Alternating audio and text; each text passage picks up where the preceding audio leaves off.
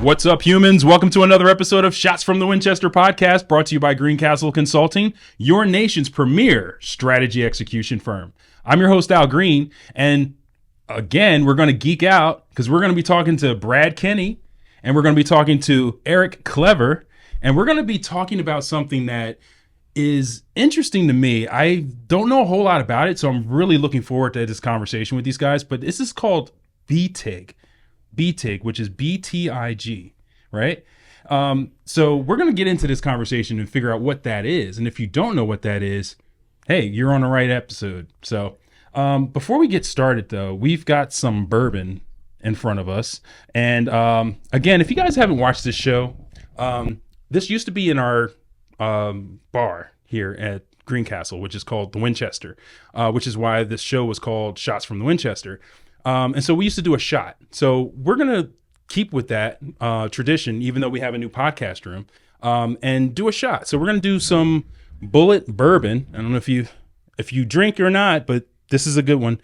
And so we got a shot in front of us. So we're going to do that. And then we're going to jump into this BTIG conversation. Very fitted glasses we have here. I know, with the little bullet in there. That's pretty cool. All right, guys. Bullet for bullet. Yeah. All right, here we go. Oh, yeah.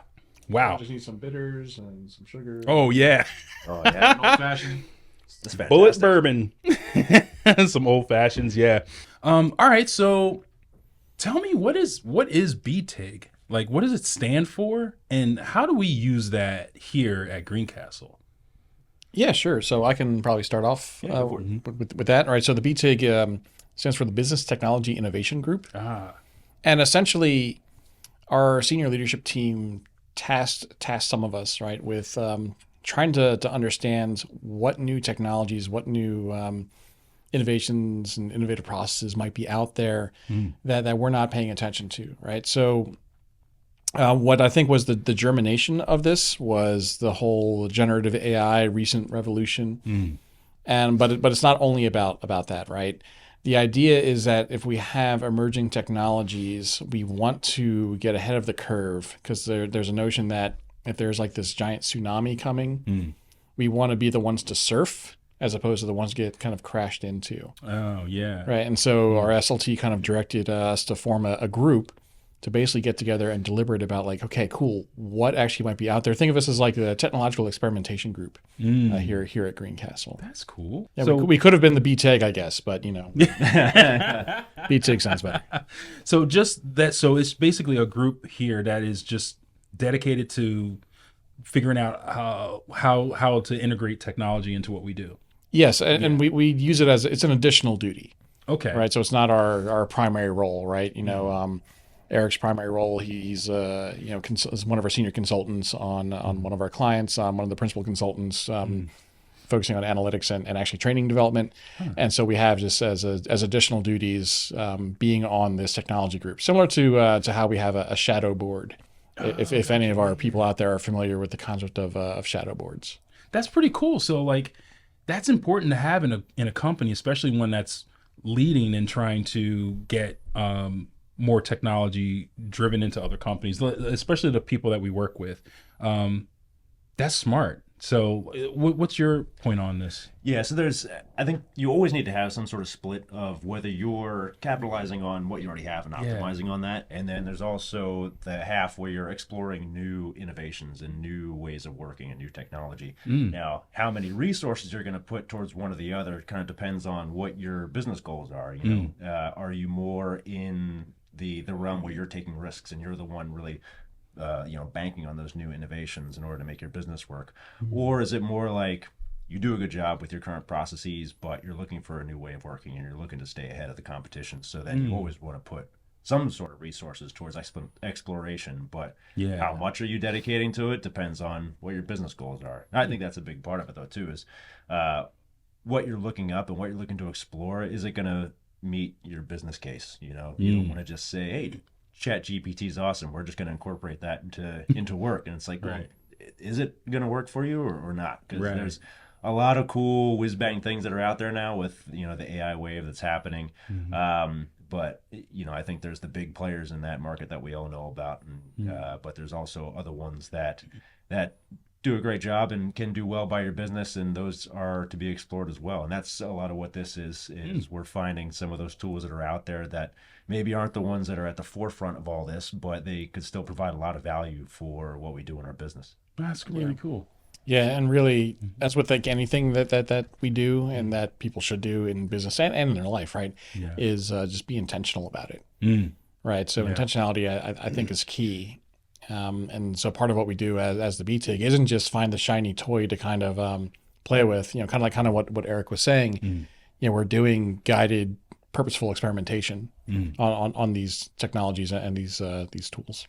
And that's enabling us to recognize expenditures. Like, are we spending money on some of these tools, or is it necessary to spend money on these tools?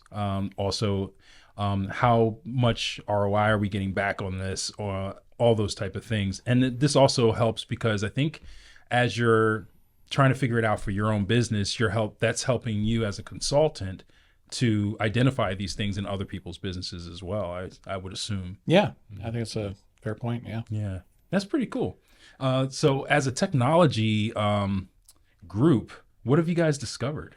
The one thing I say about that is it's hard to say that there's like one tool that it's like, we found this and we're going to incorporate that one thing into what we're doing. I feel like a lot of the ideas that have come around, some of these tools have been incorporated into the BTIG initiatives about like, how can we take on some of these, like this chat bot technology into some of the things that we do internally or even externally. And some of the ways that we automate some processes as well, where it's not like, cool, we found this tool, that's it, we're using that, done. It's how can we incorporate that into some of the things we already do, and how can we maybe even blend some things together about using this tool and just kind of inserting it into some of the stuff that we already are capable of. Nice. Yeah, and another example is that so obviously as a mid-sized company, we care a lot about what our employees like, their ideas. And so the BTIG was tasked with exploring an actual like ideas app, right? Is there some way that we can kind of do idea voting, right? Both upvotes, downvotes, I don't care votes, right? All kind of good stuff. And so we did exploration. We found a pretty cool app for that, but it didn't quite meet all of our needs. But it's built in a platform that we can then kind of go a little bit further into, explore, tweak. And what we ended up doing was kind of just tearing it down and building up from scratch. So again, that was sort of a BTIG initiative that the president of our company, or our integrator, kind of pushed out to us as a tasking. But some companies that are out there might have, say, a chief technology office, or chief technology officer, or chief innovation officer even is one that's kind of popping up now. We don't necessarily have a dedicated full-time office for that, right? But we still want to. We don't want to go the way of the typewriter. That's one thing that our CEO / visionary talks about a lot. He kind of refers to us lovingly as the typewriter group, meaning that we're the ones to identify what the typewriters are as the computers are coming out, right? Yeah. So that's kind of the biggest benefit, is that we're looking at this from a strategic focus of, we don't want to be left behind, and so we also don't want to just chase the shiny squirrels. And so we want to kind of just give people this additional role of purposefully looking into new things and seeing if we want to adopt them. That's very beneficial for any business to want to maintain relevance, especially with technology growing exponentially the way that it is. Like in one of the episodes we just did previously, we talked about how computers are getting smarter, like every month. There's like exponentially smarter, by the end of this decade, we're not even going to recognize a lot of what we're doing now. There's going to be so many like augmented reality technologies out there, and then how are all these things going to be applicable to different businesses, business structures, especially we deal often in the utility space with a lot of the clients.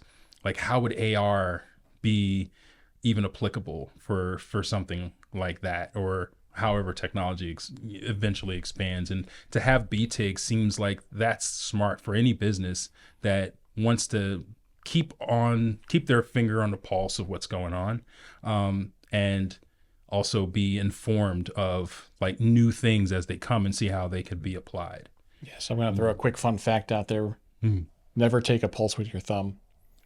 Well, good, yeah. Because you Medic. can actually feel your pulse in your thumb, so you can conflate the pulses. That's right, because you were a medic, yeah. Sorry, I saw you do. No. Keep your finger on the pulse. I'm like, not that one. Yeah, But, no, that's a good point. No, that's a good point. So, like, don't use your finger, don't use your thumb, because you can feel that. So, but you wouldn't use the two fingers, Yeah. right? And anyway, yes, Yeah. but sorry. That's good stuff. That's Pet good peeves, stuff. huh? like pie charts. Yeah. What you were about to say? Yeah. So when you were talking about how any companies really benefit from taking this exploration piece of technology, and there's a few different phases I think in which you can be in when you look at this innovation. It's either you're on the visionary side of things and you're being proactive and you're looking at what's out there, what you can take advantage of, or you're reacting, in which case you're trying to keep up. And it's work either way. Yeah. But now if you're reacting, you have a bit of a ticking clock against you where everybody else is moving ahead and now you got to react and keep up. So it becomes much more of a high pressure game at that point. Whereas if you have the opportunity to look ahead and be proactive, you can explore more things and you have more time to really hone in on what's going to take your business to that next level. Right. So that's why it's really important to think about innovation, think about technology. And you mentioned how fast things are moving. So if you're behind on that, things are just leaping that much more ahead. Yeah. And the worst thing you can do about it is nothing. So if you sit back and just let it move ahead without you, then you go the way of the typewriter. Right. And I think you actually have a good story about the in one of the earlier podcast episodes, right? You talked about your one former employer who thought the internet was a fad. Yeah. Case in point. So, and if you're listening, you know who you are. But it was funny. I was working at this company and it was a TV station, and he turned down a banner for a $10,000 a month banner from, this is in Delaware, from Dart. Dart is the bus company down there. $10,000 a month for a banner on their website, and turned it down because you thought that the internet was not long for this world. And at that time too, HD TV was out. Plasma TVs were like $10,000. Now we have flat screen LCD TVs that are like flatter than, I mean, I don't even know, like a notebook in some cases. Hold up in your pocket. Yeah. I know, right? I mean, like from 2000 to now, thinking about it, I have a phone in my pocket that's more powerful than the computer that I first used when I was in school for the first time back in early 2000. I mean, I was excited about my Sony Vaio with like 800 megabytes of RAM or whatever it was at the time. I'm like, wow, or whatever it was, gigahertz. And I'm like, wow, this thing is fast. I'm excited about this. There wasn't even any SD. There weren't SD cards. There weren't USB drives. This is literally 20 years ago. Right? Like 10 years ago, even like that. And like when I first got out of school, the first 1 gig USB drive that I could put in my pocket, I thought I was God. I have so much space in my pocket, but You literally have like more information possible than the Library of Alexandria, right? yeah. And you have this little pocket computer that's more powerful than what we use to put people on the moon with and use it to watch podcasts, right? Exactly. And like hit like and know on things. That's what we do with this technology now. But showing how exponentially in that short period of time, like some of the utility companies that are here have been here for a century at least, or more in some cases, or in this space. And so imagining how much the technology has changed over that period of time, and in shorter time periods since the 50s, technology has been expanding quicker and quicker. So a company that's not quite up on their stuff is going to get left behind even faster if they're not taking advantage of situations like this, or having something like a BTIG that's in your company that's giving you the value that you need to make sure that you're not getting, left behind or, irrelevant in some way, or obsolete, what other words are there for that?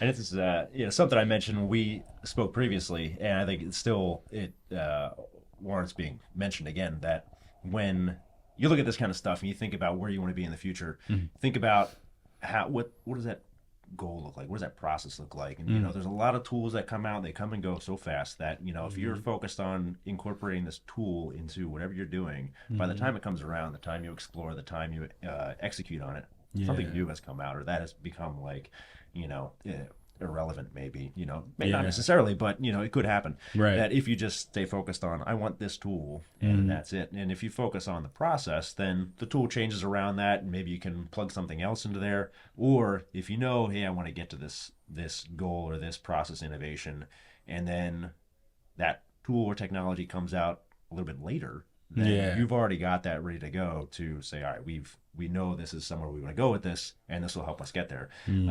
Because as you talk about things moving at that speed, it might not be here now, but as computing power and storage and all that just exponentially gets better and better and better, it'll be there. Yeah. Yeah. And it's a great point, Eric, right? You know, anything that we do from like this innovation perspective isn't about the toy, right? Or the tool. It's about solving the business need, right?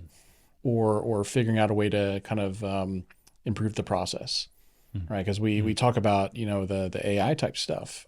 And one of the benefits of the generative AI anyway is being able to give people more time back, to give our employees more time back in their day, so then they can do higher level, higher value thought and strategy work, right? It's not about like, are we using this tool, that tool, or the other kind of new shiny thing. It's about how do we leverage something that's up and coming in order to solve a problem that our business faces, even if we don't even know the problem's there yet.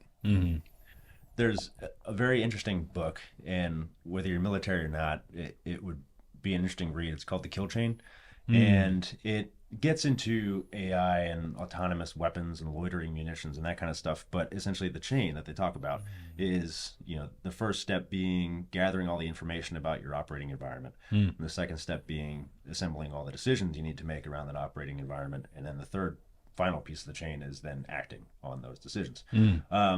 And then one piece directly from the book that I want to mention is the author says we should look at having machines do what they can do so that humans can do what they must do.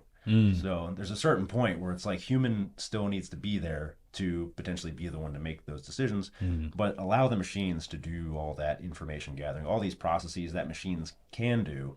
So, and there's those steps that humans, it must be reserved for a human to execute on. Let humans manage that part of it. Yeah, that's that human loop, you know, that human loop step that we talked about in the past. Yeah, you mentioned that in one of our earlier episodes about making sure that the human element is still there, it's still valuable regardless. Like the machine can only think but so far. It doesn't have emotion. It doesn't know who you are. It just knows what you're inputting into it, and then what it's regurgitating back to you. And so things can get lost, especially when you talk about automating weapons. You know, like an automated weapon is like, it doesn't care.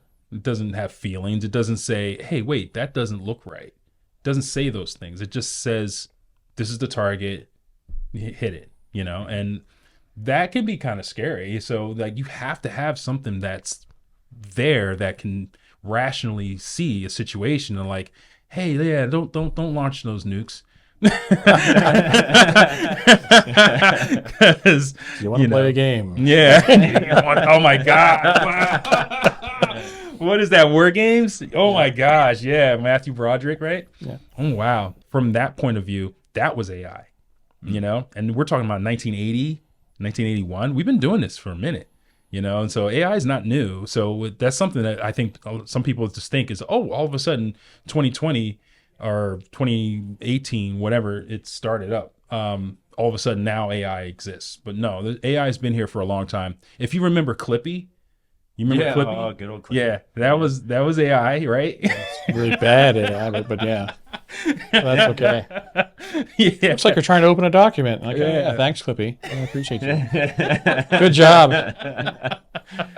Yeah, but I mean, like we've been working on this stuff. You know, not we, but humans, right? Have been working on this stuff since at least around World War II time with Alan Turing. Yeah, when we first started positing like the Turing test and all that kind of good stuff. So yeah. And those are things that are, we attempt to stay ahead of with the BTIG as well, because then when it comes time to incorporate these, whether it's when our own business or somebody else's business, we can be read up on like, hey, this is how it works. Here's the limitations and capabilities. Here's the things to watch out for. Especially if it is something. As regulatory things come out and ethical considerations come out, the things that we can help consult on to say we've been using this or we've incorporated it before, and this is the things that we can tell you how to do it successfully. Yeah, it's important to recognize the technology as it evolves, and then understanding that technology when it comes up when you have a client. It just makes you that much more on top and makes that client realize that you're that much more valuable because you understand it. You've already tried it. You already said it's garbage or this is the best thing since sliced bread. That's an interesting story about sliced bread also. We're getting some Earl of Sandwich territory here. The term sliced bread came from the bread had never been sliced before. And so people were buying bread as a whole loaf. And then once somebody actually decided, hey, I'm going to slice this up and sell it this way, that's when the term and then sliced bread came along, which is interesting. Which was the BTIG of its time, I'm sure. If we add the serrated knife to the bread and add plastic bag. Brilliant. Sounds like the old Family Guy joke, You got chocolate on my peanut butter. You got peanut butter on my chocolate. It's Officer Reese's what's going on right here. Yeah. Well, again, thank you guys again for having this conversation with me. I love having you guys in here. This is always a fun conversation. I love geeking out. That's like my pastime. So, thank you again. So make sure you guys like and subscribe. And if you have any questions about the conversation that we had, definitely leave some comments in the post there, and then we'll get back to you. But on behalf of Greencastle Consulting, your nation's premier strategy execution firm, I'm your host, Al Green. Brad Kenny.